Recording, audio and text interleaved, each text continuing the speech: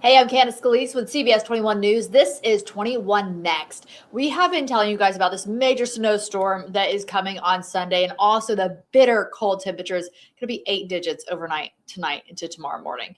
So we've been talking about ways to keep your home, energy efficient, stay warm. But what about people who don't have a home? What about people who are homeless? Today, our reporter Alex Still found out what local communities and service organizations are doing to help those who are unhoused and where they go from there. So, Alex, let's talk about this.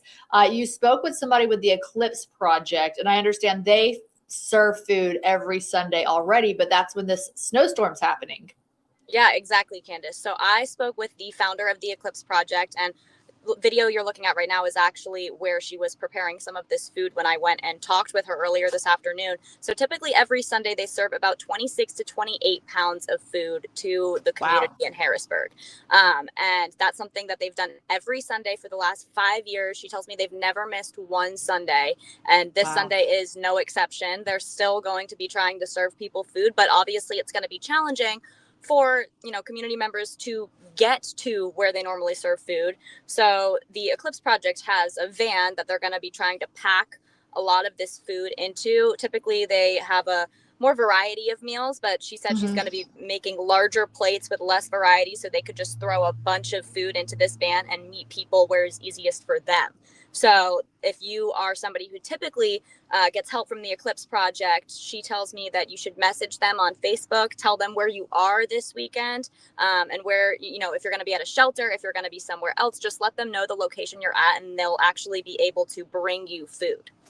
Okay. That's a great. I love that they're just preparing and still going to be out there serving in these cold temperatures and with all the snow. What? So a lot of people who were in Tent City as we know it, which is where the new I-83 bridge construction is taking place, that was demolished in September, October, November this year. So where do those people live now, and how are they going to be staying warm?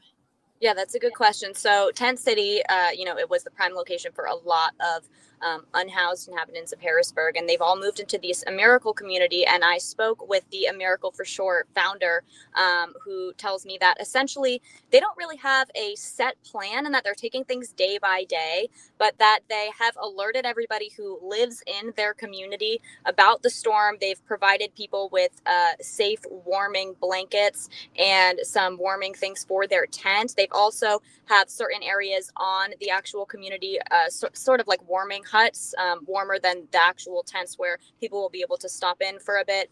Mhm. Also, the cooking area of the Miracle community is, sided off on both sides, kind of like an actual room, so to speak. Okay.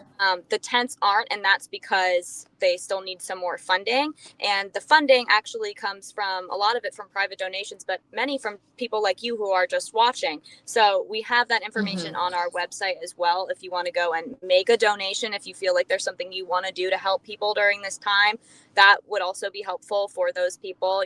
Donate what you can if you can, so that they can kind of get the ball rolling for future storms as well, in order to make sure that there's more Yeah. spaces for people. Yeah, I know one of the challenges with this new community is all of the tents are out in the open, whereas previously they were under trees, which provided some protection and stuff. So this is what it used to look like. That's where these folks were moved from, and so there are tents set up now for people in the Miracle for sure, the Miracle community, a Miracle community. Um, I know that some people were saying that even though shelters are open, they don't want to go because they're afraid their tents will collapse just from the weight of the snow. So it sounds like they actually want to be there with their tent and their belongings as well. Is that anything that you've heard, or were you able to talk to anyone about that?